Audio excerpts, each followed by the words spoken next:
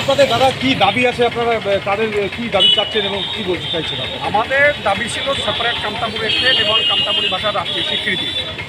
গত লোকসভা নির্বাচনের সময় বিজেপি এ দুটো দাবি পূরণ করার সম্পূর্ণ আশ্বাস দিয়েছিল, কিন্তু আজকে আমরা কি দেখছি, আমাদের দাবি পূরণ না করে বিজেপি কী করছে, সিটিজেন অ্যামেন্ডমেন্ট অ্যাক্ট এখানে পাস করতেছে।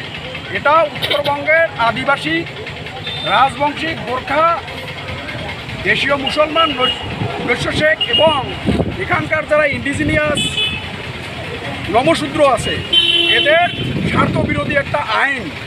তাই আমরা সিএর বিরুদ্ধে এবং কেন্দ্র সরকার দীর্ঘদিন আমাদের সঙ্গে প্রতারণা করলো, তাই প্রতারণার বিরুদ্ধে আমরা এখানে আজকে প্রতিবাদ মিছিল সাব্যস্ত করলাম। আগামী দিনে যেহেতু 2024-এর লোকসভা নির্বাচনের দিনক্ষণ অলরেডি ঘোষণা হয়ে গেছে, এজন্য আমরা উত্তরবঙ্গবাসীকে একটাই মেসেজ দিতে চাই যে প্রতারক বিজেপিকে একটাও ভোট নয়, no vote to BJP. We appeal to all the communities of north Bengal, no vote to BJP in this parliamentary election. আপনারা কি তৃণমূলকে তাহলে সমর্থন করছেন? আপনারা কি তাহলে তৃণমূলকে সমর্থন করছেন? আমরা না তৃণমূলকে সমর্থন করছি না বিজেপিকে সমর্থন করছি। বিজেপি আমাদের স্বার্থ বিরোধী এক আইন এখানে লাগু করছে, তাই আমরা বিজেপির বিরুদ্ধে রুখে দাঁড়াচ্ছি।